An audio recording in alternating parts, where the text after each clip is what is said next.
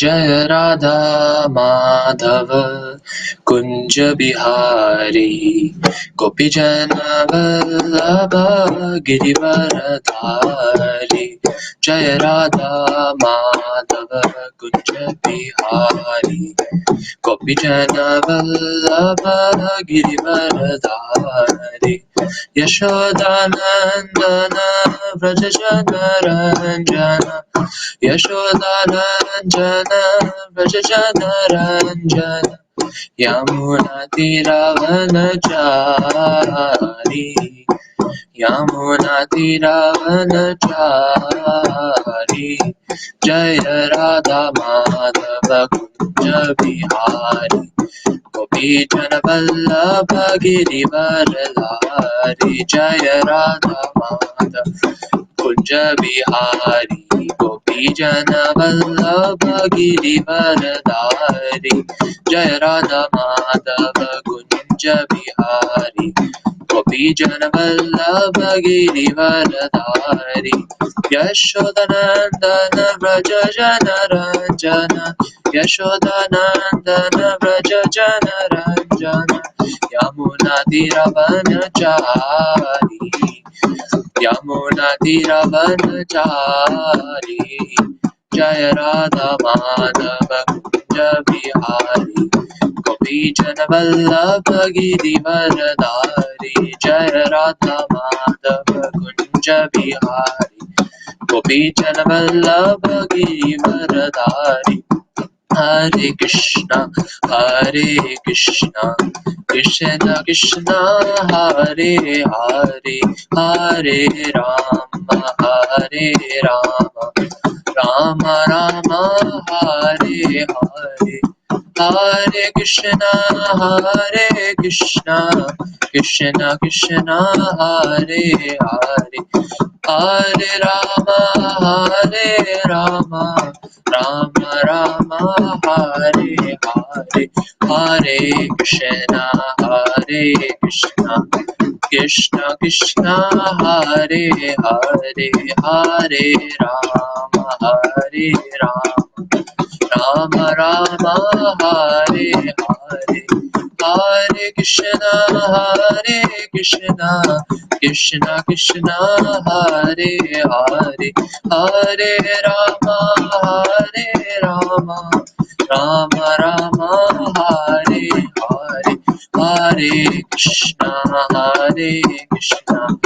Krishna Krishna Hare Hare Hare Rama Rama Rama Hare Hare Jaya Radha Gopinath Radha Jaya Radha Gopinath Radha Jaya Jaya Prabhupada Jaya Jaya Prabhupada Jaya Jaya Prabhupada Jaya Jaya Prabhupada Nitai Gaura Hari Bol Hari Bol Nitai Gaura Hari Bol Nitai Gaura Hari Bol Nitai Gaura Hari Bol.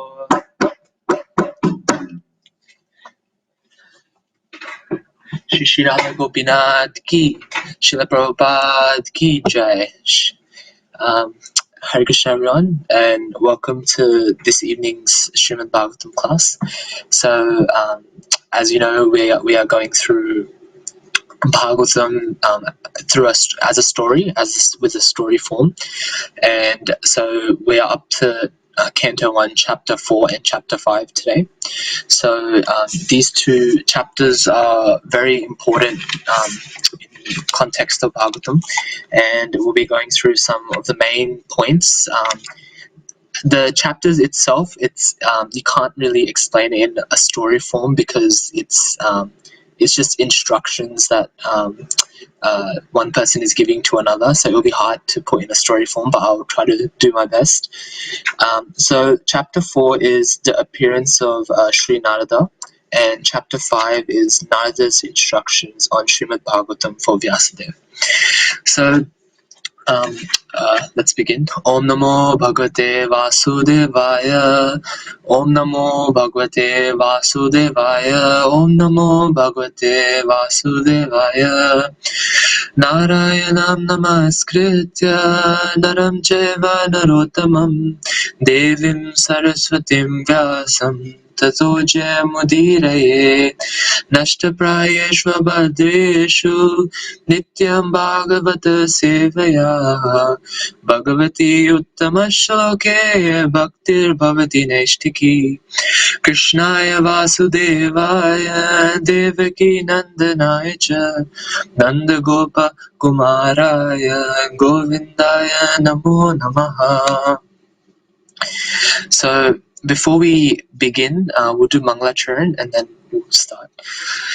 Om Jnanatimirandasya Jnananjana Shalakaya Chakshur Unmilitam Yena Tasmai Shri Gurave Namaha Shri Chaitanya Manobishtam Stapitam Yena Bhutale Swayam Rupa Kadamayam Dadati Swapadantikam Vandeham Shri Guru Shri Utapada Kamalam Shri Gurun Vaishnavamscha Shri Rupam Sagrajatam Sahagana Raghunathanvitam Tam Sajivam Sadvaitam Savadutam Parijana Sahitam Krishna Chaitanya Devam Shri Radha Krishna Padan Sagana Lalita Shri Vishakhanvitamscha He Krishna Karuna Sindhu Dinabandhu Jagatpate Gopesha Gopika Kanta Radha Kanta Namostute Tapta Kanchana Gaurangi Radhe Vrindavaneshwari Vrishabhanustute Devi Pranamami Hari Priye Vanchakalpatarobhyascha Kripa Sindhubhya Evacha Patitanam Pamalebhyo Vaishnavebhyo Namo Namaha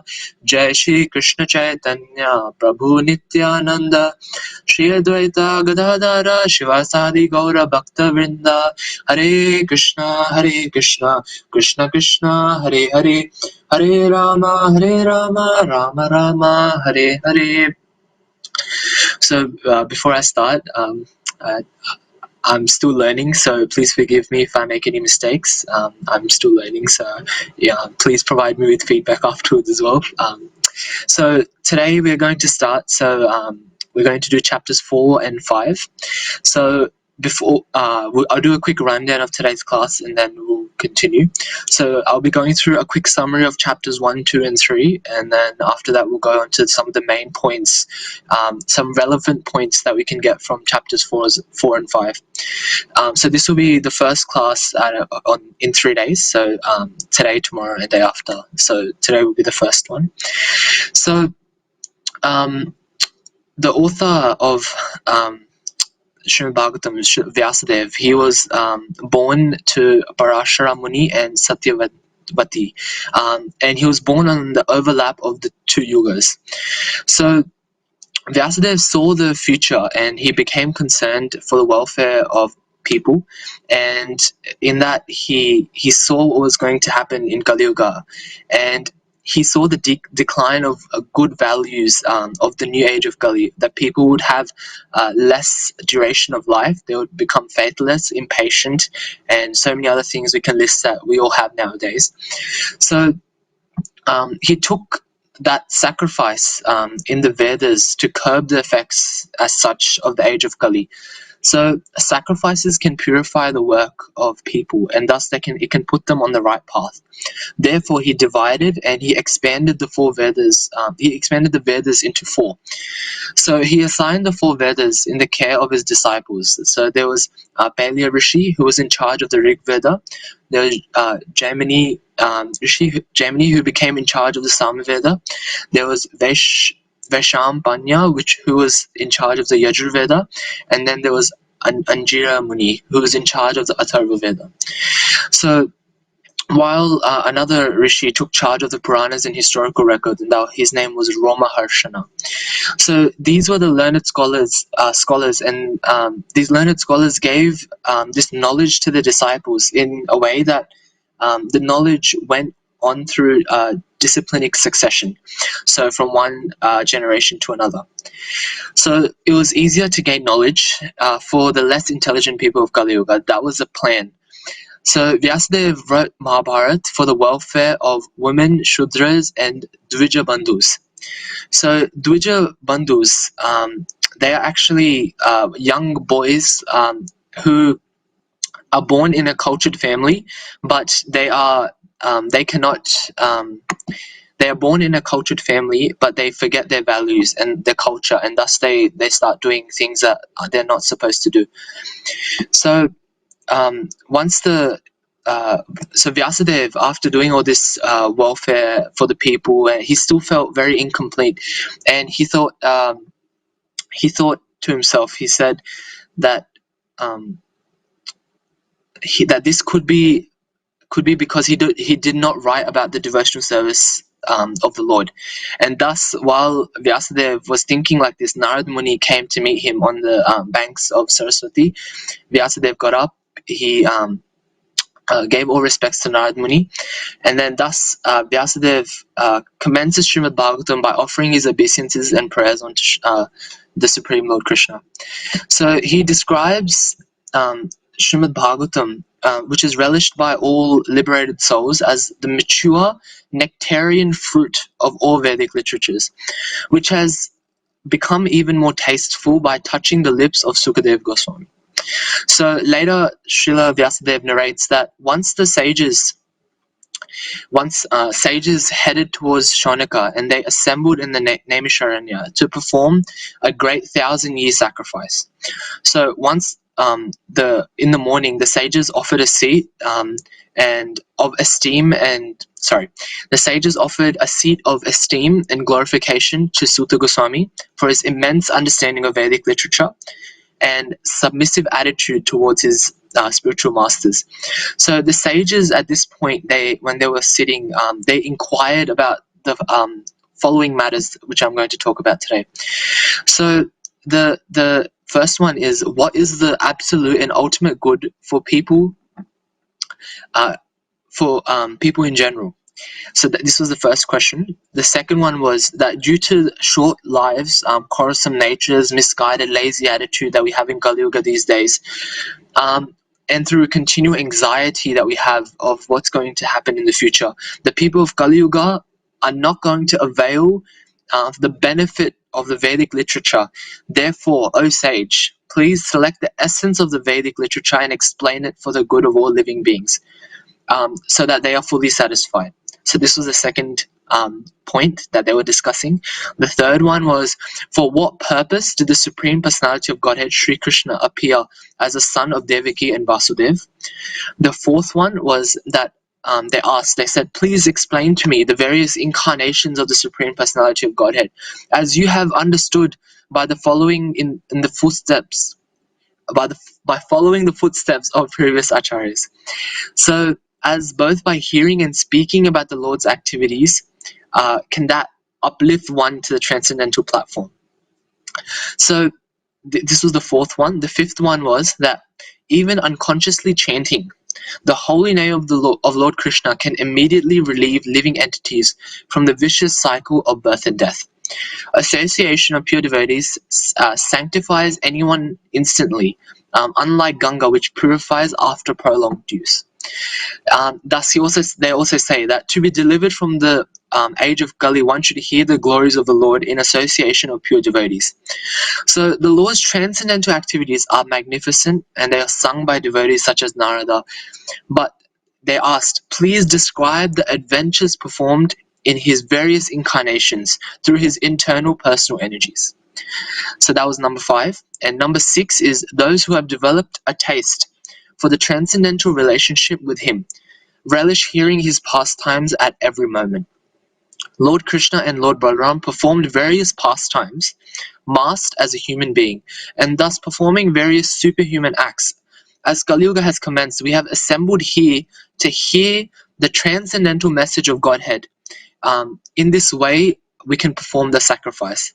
So they says, we have your presence here by the will of the Lord to become the captain of the ship to help us cross this ocean of Kali, which deteriorates all good qualities of a human. Since the absolute truth, Lord Krishna, has now departed from his own abode, please explain to whom the religious principles have gone for shelter. So these are the 6 things that Bhagavatam really goes through. So this is actually chapter 1, what the 6 things that the rishis are asking. Chapter 2 is when Sutta Goswami, he becomes fully satisfied. He thanks the sages of Naimisharanya for their perfect questions. He offers his obeisances to Sukadev Goswami by remembering the incident of him leaving his home. And then Sutta Goswami explained that Sukadev Goswami, being compassionate on materialists, spoke the most confidential cream of Vedic knowledge after realizing it. So Sutta Goswami offered prayers to all the rishis, Mother Saraswati, and then once he did all that, he began to recite Srimad Bhagavatam to the sages. So Sutta Goswami, he acclaimed that the 6 questions as completely satisfying the self and is the welfare of the Lord as they are related to Lord Krishna. So these 6 questions really bind us and how we can really develop our devotional service. So this was chapter 2. And then chapter 3 is when Sutta Goswami, he describes the 3 roles of the Purusha avatars in the creation of both the total cosmos and the individual universes. He then describes the 22 incarnations of God that appear in this universe, and then he explains that the Lord actually has unlimited incarnations. Although innumerable incarnations exist, Krishna is their fountainhead and is the supreme personality of Godhead. So he continues to talk about the material forms, so gross and subtle forms of body. So he talks about the gross and subtle of the Lord and also of living beings. And he says that these gross and subtle material forms are all imaginary. So therefore, learned men describe the glories and pastimes of the Lord's incarnations, so that the conditioned souls can be freed of the ignorance and achieve ecstatic love towards the Supreme Personality of Godhead. That is the main connection through why we should be listening to the Lord's pastimes and all His glories. So Sutta Goswami, he continues to glorify Srimad Bhagavatam, and he actually calls the Srimad Bhagavatam the incarnation of Lord Krishna. He says that this incarnation of Lord Krishna is meant for delivering conditioned souls in Kali Yuga. He says that he also describes Bhagavatam, and he says that it was transferred from Vyasadeva to Sukadev Goswami himself. So that was the first 3 chapters, and now we are at chapter 4 of Canto 1. So chapter 4 is an easy way to remember some points from this chapter is that it's about 4 personalities. Number 1 is Vyasadeva. Number 2 is Sukadev Goswami. Number 3 is Parikshit Maharaj. And number 4 is Narada. So here in this, what we went through before, where Shaunika Rishi, he is actually sitting.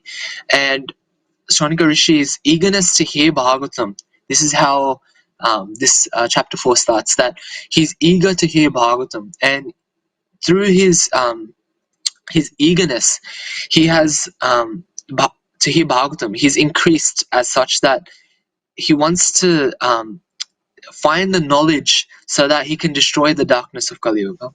So it is said that, so here, Shaunika Rishi's eagerness to hear Bhagavatam has increased due to it being as brilliant as the sun, bestowing knowledge on those who are in the darkness of Kali Yuga. So Shaunika Rishi recognizes that the Srimad Bhagavatam is like a medicine, and it cures all the ills and all the diseases of Kali Yuga. So in the second verse of chapter 4, Canto 1, it says, Shaunika Vacha Suta Suta Mahabhaga Vadano Vatanambara Katham Bhagavatam Punyam Yad Aha Bhagavan Chukaha. So Shaunika Rishi says that, O Sutta Goswami, you are the most fortunate and the most respected of all those who can speak and recite. Please relate the pious message of Srimad Bhagavatam, which was spoken by the great and powerful sage Sukadev Goswami. And thus, even in the purport, he probes deeper and deeper. So it says that he probes deeper and asks Sukadev Goswami about the history of Bhagavatam. So then we go back to verse number 1. It says, Vyasa Vacha iti bhuvanam sanstuya muninam dirga sastriyam vidaya kulapatiya bhavachaha shaunaka bhavit. He says that Vyasadeva says, on hearing Suta Goswami speak, thus Shaunaka Muni, who was the elderly learned leader of all the rishis engaged in the prolonged sacrificial ceremony, congratulated Suta Goswami by addressing him as follows. So we might think that at this point, Shaunaka Muni was with 88,000 other rishis listening to Suta Goswami. So how come Shaunaka Muni got to address Suta Goswami? So this question arises, how come he got to congratulate? So Prabhupada, in one of his lectures, he says that whenever there is a meeting of people, the address of the speaker itself, the person who's addressing the speaker, should be done by the most learned person in the room. So even in our programs, the most learned person is the person who is thanking the speaker. The most learned person is the person who says the prayers after we finish Aarti and like that. So even they are like the congratulator as such. So he must be the leader of the house. In Bhagavatam it says leader of the house and an elderly man. That just indicates the experience the experience. So this means that out of the 88,000 rishis that were there, Shaunaka Muni was the leader of them all. And so even though he was the leader, he was sitting and eagerly listening to Suta Goswami, and while he was eagerly listening to Suta Goswami, he would speak like 25 shlokas in the middle while Suta Goswami was speaking. And we might think, imagine if someone is giving class and one of the listeners gets up and just starts saying shlokas. We might think this is very odd, that in the middle when Suta Goswami is speaking, how come Shaunaka Muni just got up and started speaking shlokas? And at one point, he actually says 25 shlokas at a time. And if you're a listener, we might think of this as very weird, but the fact is that Shaunaka Muni was actually talking on behalf of 88,000 other rishis at the time, other sages, and it's all about the respect that all the other rishis have for Shaunaka Muni, as he was a leader of them all. He was the most learned and he was the most experienced. That's why he could talk on behalf of everyone. So in chapter 4 of what we're discussing, so Prabhupada discusses the really big point of personal realization. And especially nowadays, actually before we go into personal realization, one more point on the leader point. So when a person nowadays, when we see anyone is introducing anyone, so it doesn't matter besides what age they are, how much experience they have, they just have someone introducing other people. This is in our Vedas, it's written that any point where we are introducing someone, the most learned person should introduce. It's just that form of respect for that person, for the amount of knowledge they have, the intelligence they have compared to us, compared to me, compared to everyone. And that person should be the one who's asking, who's introducing, who's congratulating people. So we'll go back, to personal realization. So personal realization does not mean that one should, out of vanity, attempt to show one's own learning by trying to surpass some previous acharya. The fact is, even if one wants to personally realize something about their life, he must have full confidence in the previous acharya at the same time. He must realize that the subject matter that he's talking about, he needs to realize that subject matter in depth and nicely so that he can present it he can present the matter for a particular circumstance in a suitable manner. For example, if I'm talking to young kids, or if anyone is talking to young kids, I'm not going to be using extravagant, very big, like scientific, like very big words, because they won't understand me. And what is the point of that class where the listeners cannot understand? Again, if I'm talking to Harvard scholars, I would purposefully, even though I'm not that intelligent, I would purposefully put big words in there so that they would think of me as more intelligent as such, because I want them to understand my speech with more something that's more at their level. So it's that comparison between who you are talking to, the subject matter you are talking for, and how well you know that subject matter.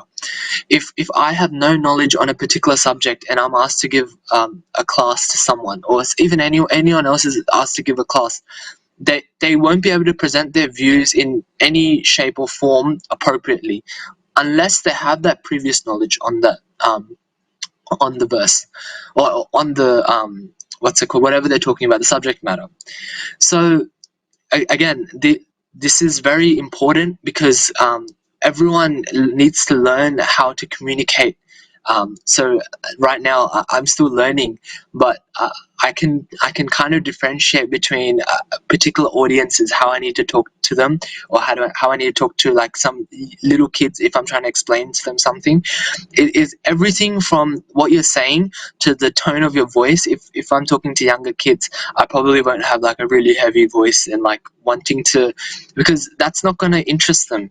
I'll probably have a little bit of a high squeaky voice, something that they can relate to.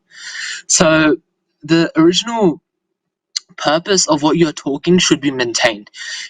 There's no use of talking about a subject matter spoken by a previous acharya or previous person if you change it up. If I make up my own Bhagavatam and start talking about it, there's no use, because it has no value.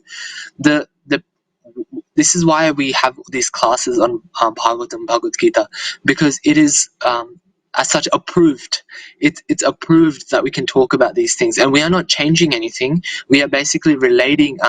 We are giving what has been written in these books in a more approachable, in a more easy way, so that modern society can understand. That is why nowadays everyone, like, that classes have been given. It's for, so we can understand the content in a modern way, rather than for example, if I'll give an example. Let's say a car. If you want to explain a car to a person maybe 300, 400 years ago, they would think you're crazy. But if you explain to them through the example of a horse and a cart, they will understand. It's depending on the context. Same thing now. If I want to explain through a horse and a cart, again, you might think I'm crazy. But then if I say, oh, a car, or this or that, we can use these as examples. It's something that's relatable to our lives, and thus it's easier to understand. So so the original purpose of the text must be maintained. No obscure meaning should be screwed out of it. Yet it should be presented in an interesting manner for the understanding of the audience. This is realization. Again, this is such a really nice, this is such a beautiful definition given to us by Srila Prabhupada, that it should be presented in an interesting manner for the understanding of the audience. That's when you really realize what you're talking about.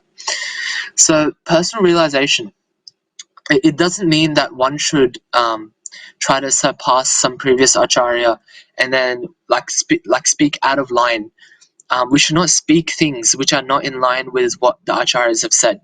And again, we should not say something that we've made up, because this causes what we are saying, our speech, to lose value and to lose weight of what we are saying. The actual, the moral, not moral, the quality of what we're saying really depends upon this. A preacher, as such, should have full confidence in previous acharyas. So he must realize that the subject matter. He must realize the subject matter very nicely. He must have a deep understanding of it. He can present the matter in a particular circumstance, in a suitable manner. So he presents it in such a way that it is understandable for the audience, according to the audience as well. So, like I said, the age difference. Now, while speaking on the subject, the original purpose of the text should be maintained. And that's why a lot of nowadays, when people, like what I try to do when I give class, is try to reference as much as I can from Bhagavatam, because I cannot come up with something this complex. I'm not that smart at all. And that's why when I give reference, it puts weight onto my tongue, as such that what I'm saying, it has some weight, because all these great rishis, munis, Prabhupada, this has all been coming through that path.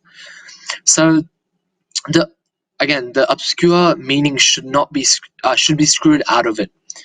So again, a modern day examples. Prabhupada used to use these examples in his lectures that instead of calling Brahma the supreme creator, he would say Brahma the engineer of the earth.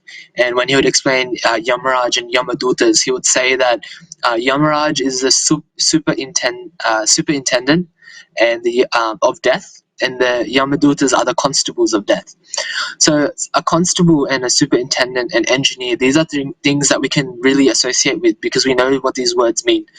If we tell someone on the street, they might ask us, who is Brahma? And we tell them, Brahma is the supreme creator, he created everything. At first, they would look at us weirdly, and then they would think, well, what is this guy talking about? But then when you explain to them in the way that they'll understand through their own language, through their own words that they use daily, Brahma is the engineer who created the earth. Even though it's the same sentence, it's the same words, just that one word, engineer, they know what an engineer does, and now they can know that, Brahma actually created everything. Same thing with Yamaraj and Yamadutas. So again, the question arises that we'll come back to the main topic. So the question arises that Vyasadeva had already compiled the Vedic literature, including Mahabharata, and what really made him go through the trouble of compiling another Vedic literature, Srimad Bhagavatam. So this is explained in verse number 3 in chapter 4, canto 1, that in what period and at what place was this first begun, and why was this taken up? And did someone instruct him? That a question again. Did he just come up with himself that I need to make another literature, or was it because that he just realized something is missing? And that's the answer.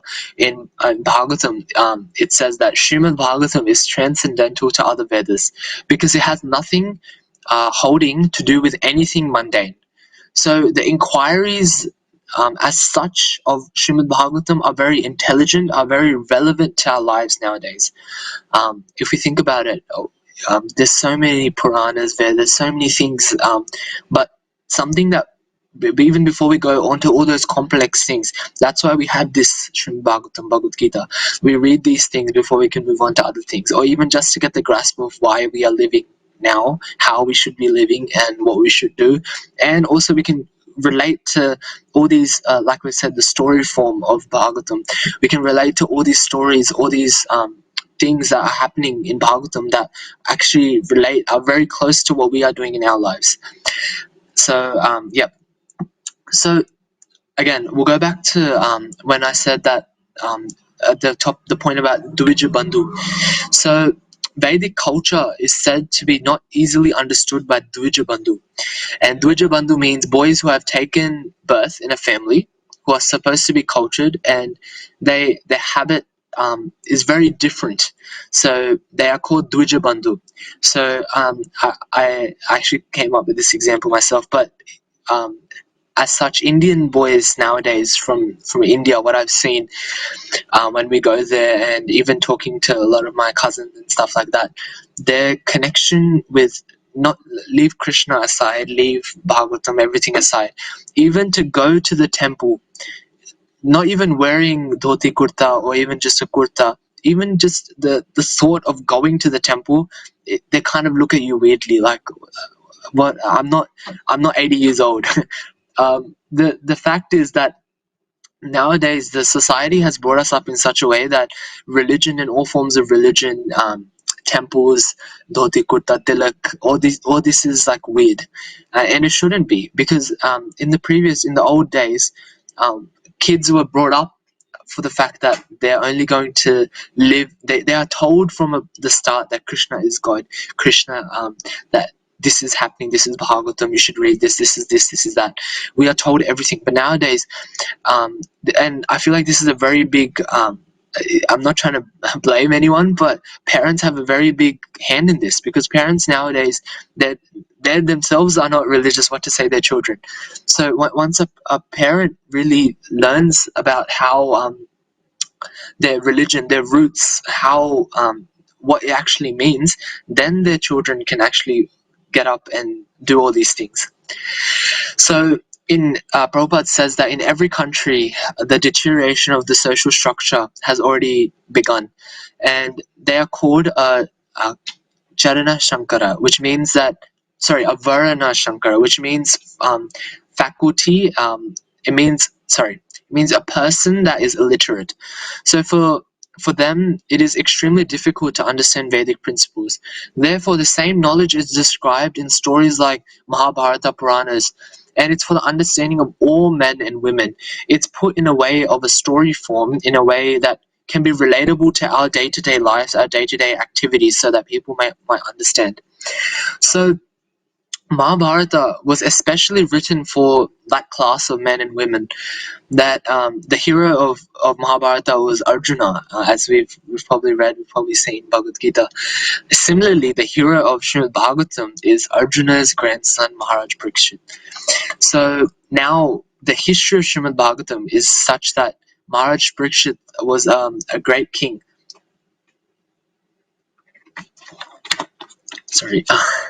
So Maharaj Parikshit was a great king, and what he did was, he was the emperor of the whole world. He was a very pious devotee, all qualified, and he would go into the forest for hunting. And when we think about hunting, we might think, how is hunting allowed? So hunting is allowed for Kshatriyas and kings and royals, but again, it arises why? Because a king has to look after his administration of society, and therefore sometimes he has to order to kill some man, hang this person, or he might take a sword in his own hands to kill a culprit, a criminal, immediately. So therefore the killing practice is allowed for Kshatriyas, the royal family, and therefore sometimes the king would go into the forest and kill some animals to practice upon. Just like in medical laboratories, psychological laboratories, some animals are tested to see their condition, the psychological condition of the body. Similarly, all of these experiments were made on animals. So Maharaj Parikshit, this is a small story, that Maharaj Parikshit went into the forest for hunting once, and he was very tired, and he entered the cottage of like a Muni, and at that time the Muni was in a time of meditation. So Parikshit Maharaj was very thirsty and hungry, and because he was king, he can order anyone, like through royal orders, that please give me something to eat, please give me something. So he asked the Muni that, please give me something to eat, I'm very hungry, give me some drinking water. But he was in deep meditation. So by chance, at that point, he could not hear Maharaj Parikshit. He was silent, and because he was king, he became a little bit agitated, and this is completely not in Maharaj Parikshit's nature to become agitated. But that is another story we can go through another time. But he becomes agitated, although he was a nice king.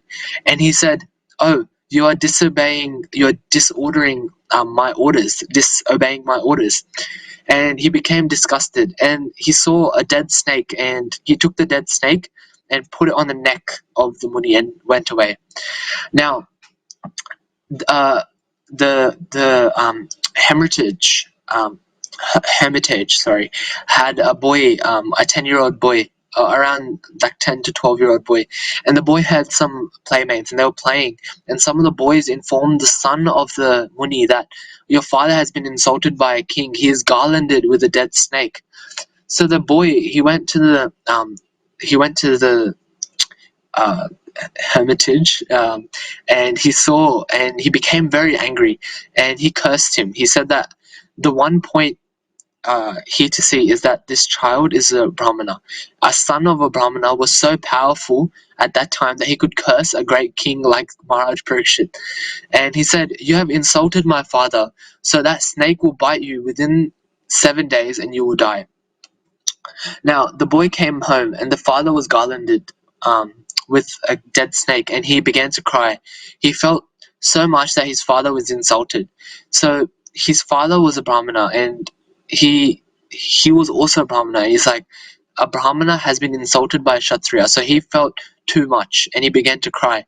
And the the Muni came to his senses and he asked the boy, he's like, why are you crying? And he said, oh father, you don't know, you have been insulted by the king, and I have cursed him. The father, he became astonished and he said, you cursed Maharaj Parikshit? Oh, you have done the greatest blunder. He is such a nice king. Depending on him, the subject, the citizens are sleeping peacefully. There is no danger, and you have cursed him? And he said he became very sorry. And then it is said that next day he went to the king and he said, my dear king, this accident is already done. So you prepare yourself for death. And because nothing could be done. So this information was given to Maharaj Parikshit. And Maharaj Parikshit was also very sorry that I insulted a Brahmana, which I should have not done. And he welcomed the cursing as such. If we were told nowadays that, oh, you have 7 days to die, we wouldn't welcome these. We would try to go to law, go to a courthouse and try to argue the fact that we are not going to die in 7 days. How is this possible? This is unfair. This is unruly. What is happening? I do not want to die in 7 days. And when reality starts to kick in, then we start doing all the things we thought we'd never do, like we would do before we would die. And then we'll do all these things in 7 days, and when the 7th day hits, we think, what have we actually achieved? So he began to prepare for his death as such. And anyways, Maharaj Parikshit, he was a young man. He was a nice king, and he was not an old man. He was within his 30s, and immediately he entrusted the whole kingdom to his young boy, and he left the house and left to the Ganges side. So the kingdom of Maharaj Parikshit was supposed to be situated in New Delhi somewhere, and there was a river called Yamuna. So Yamuna, Ganges, practically it's coming out from the same source. So according to Jiva Goswami, the Yamuna is supposed to be more sacred than the Ganges, because in the Yamuna, Lord Krishna enjoyed. So in Srimad Bhagavatam, it is stated that Maharaj Parikshit went to the bank of the Ganges, but near New Delhi side, there is no Ganges, there is Yamuna. So he went to the side of Yamuna. So anyways, the news spread around the world that this great king has been cursed, he's going to die within 7 days. And all the great sages, saintly people, scholars, kings, they all went to him to see him at the Ganges side. There was a great assembly. And Maharaj Parikshit inquired from everyone that now it is settled that I am going to die.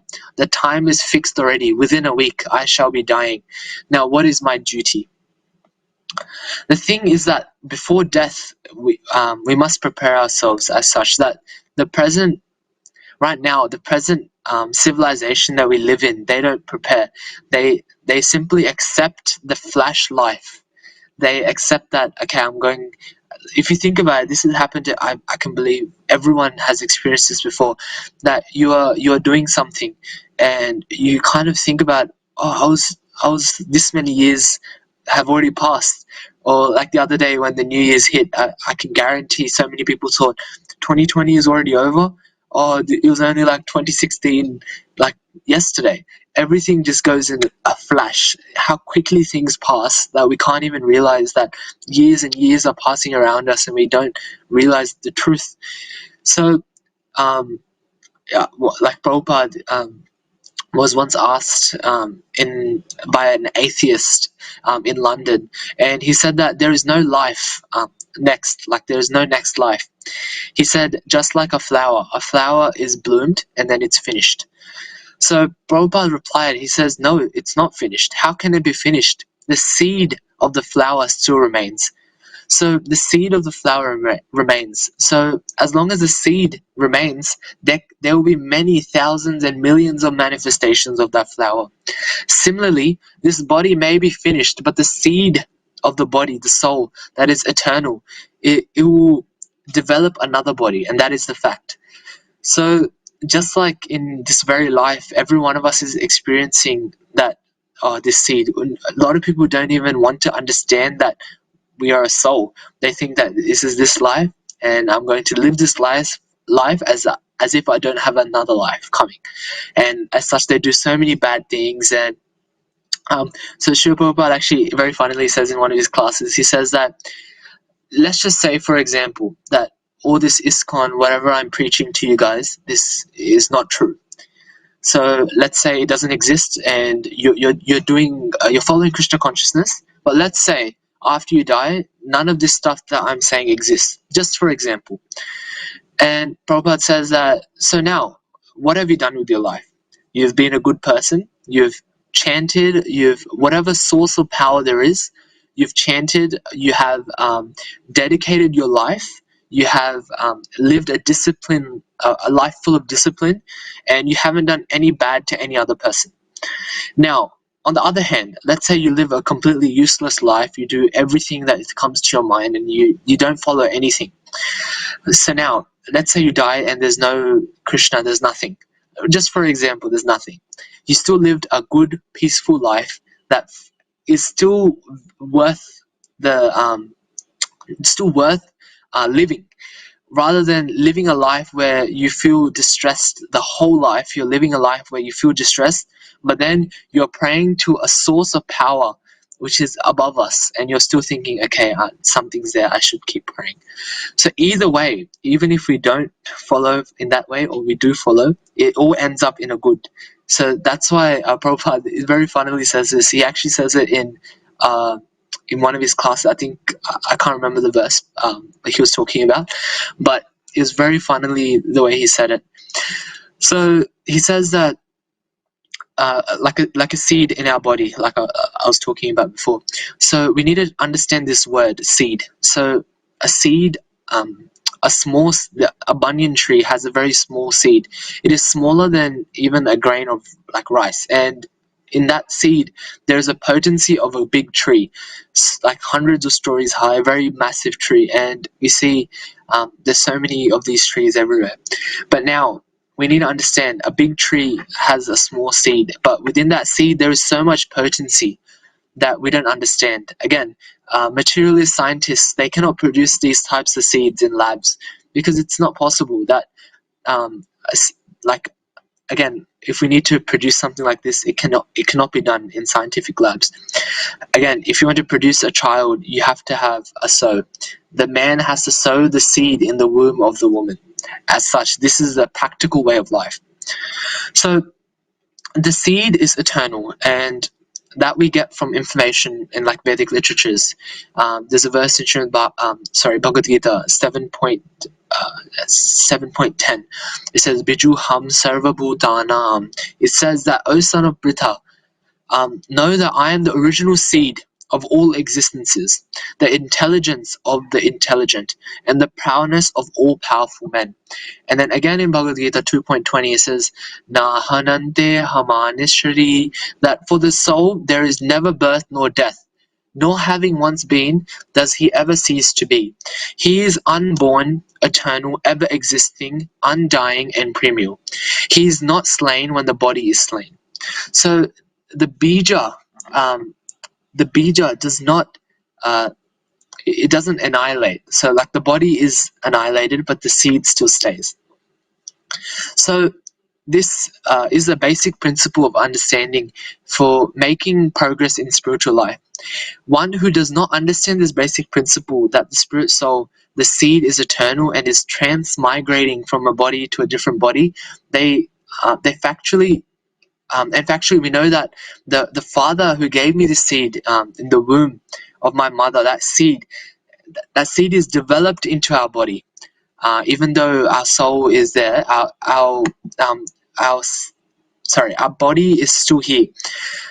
But the body is temporary. It can be demolished. It can be annihilated. We're going to die one day, but our soul still remains. And when my body was just like a small pea, it's very funnily said that, when it was like a small pea, and now I have become so big. So boldly, changes have taken place, but I am still here.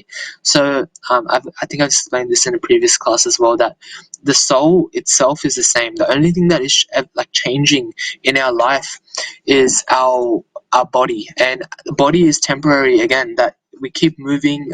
Our body is old, and then we move into another body. So some practical things that I've come through this chapter, I would like to say, and then I think we'll finish up our class for today.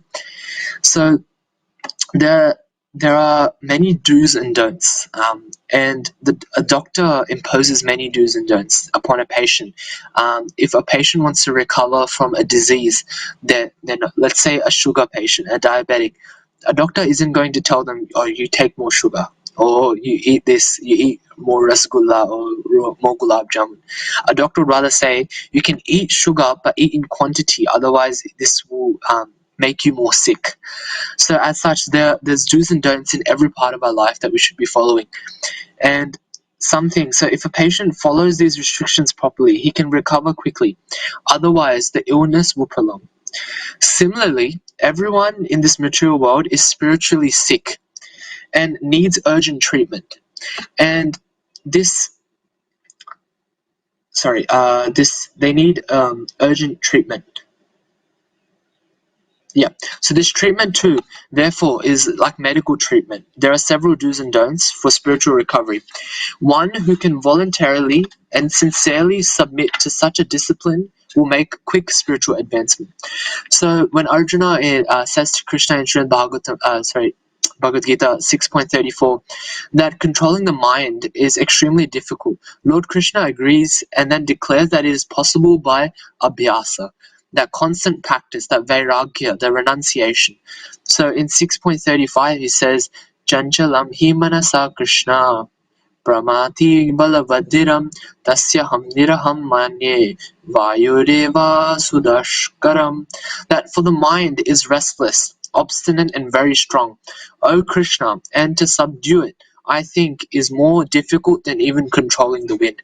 So he says that controlling the wind itself, which is probably the hardest task, is easier than controlling the mind. So who are we? Someone like Arjuna is saying this. Who are we to think like this?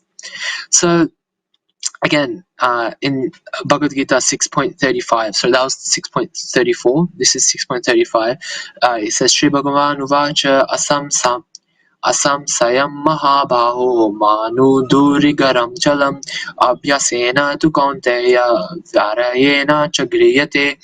Krishna says, O Lord Krishna says that, O mighty armed son of Kunti, it is undoubtedly very difficult to curb the restless mind, but it is possible by suitable practice and by detachment.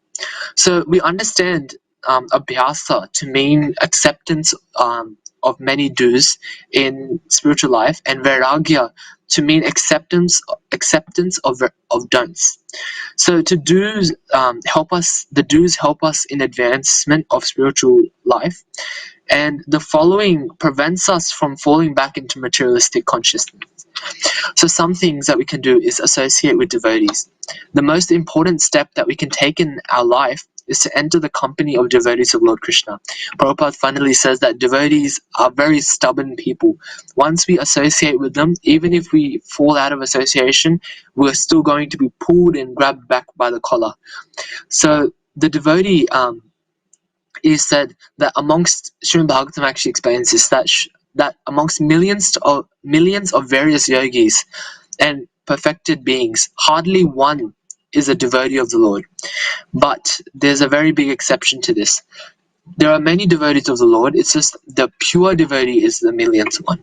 That the one in a million is the pure devotee, because it's very hard to become a pure devotee nowadays, especially in this very core Kali Yuga. So even a moment's association with the devotees of the Lord is more valuable than even liberation and elevation to heavenly planets. What to speak of ordinary material benedictions? This is said in Srimad Bhagavatam. And so this is one thing, like a practical way. Number two is hearing discourses. So in the association of devotees, the subject of conversation should always be Krishna Katha. When we eat, or when we do any type of any activity in our normal lives, we are never, I can guarantee it's very hard if we're talking about Krishna at that point of time. We, even after what I've seen, when we have programs, when we have prasadam afterwards, I myself have thought this, that, we just had a class for 1.5 hours. Why should we talk about Krishna again now? But the fact is, when we talk about Krishna, when we remember Krishna, when we associate with devotees of Krishna, that helps us to further develop our devotional service, further develop our Krishna consciousness. When we talk about when you are fond of someone and you talk to them a lot, for us, when we remember Krishna, it's like we're talking to him. When you're fond of someone, you talk to them for days and days and months, turns into years, and eventually that person is just they're in your mind, and you're always thinking about them, what they're doing, what they must be doing. Again, if we keep talking about Krishna, keep hearing about Krishna, we keep talking to people who are devotees of Krishna, eventually we can attain what is the greatest what we are trying to attain, which is Krishna Prem. So in Bhagavad-Gita 10.9, it says, Machita madgata prana bodhayanta parasparam kathayanta shamam nityam tushyanti cha ramanti cha, that the thoughts of my pure devotees dwell in me. Their lives are fully devoted to my service, and they derive great satisfaction and bliss from always enlightening one another and conversing about me. So the process of hearing as such is very powerful and important. That divine messages, vibrations like the Bhagavad-Gita or the holy name, they penetrate the heart. They really not attack, but they go through the heart and they awaken the dormant Krishna consciousness which is in everyone's heart. And once it penetrates through the heart, the ear, and that arouses the love of God. So whatever be our social, our economic position, in this Kali Yuga, two words, I'll finish off with these two words that we should really, they are the most important words, Shravanam and Kirtanam. If we can follow these two words, if we can do Kirtan, we can associate with devotees and just live a life which isn't full of wrongdoings, then we can really, and another way of doing this is through reading Srimad Bhagavatam. And right now what we're at is chapter 4 and chapter 5 is where really the main topics of Srimad Bhagavatam are really answered in these topics. Even all of Canto 1, I find this very important, and I would recommend everyone to read it. And this is once we start reading Bhagavatam, Bhagavad-Gita, all of Prabhupada's books, we really start to think about what's actually happening in our lives and how we can develop ourselves to attain Krishna Prem. So thank you everyone for listening. I feel like I've blabbered on a bit today. Sorry if I've said anything wrong. Please excuse me. I'm still learning. And this is our first class out of 3. So I will see you guys all tomorrow evening, hopefully, Krishna willing. And I will be going through the second part, which will be the end of chapter 4 and the start of the beginning of chapter 5 of Canto 1. So hopefully you guys have taken something out of my class today. Thank you for listening, everyone, and Hare Krishna. Hare Bol. Srila Prabhupada ki jai, Radha Gopinath ki jai, Tagore Brahmanande. Hare Bol. Hare Krishna.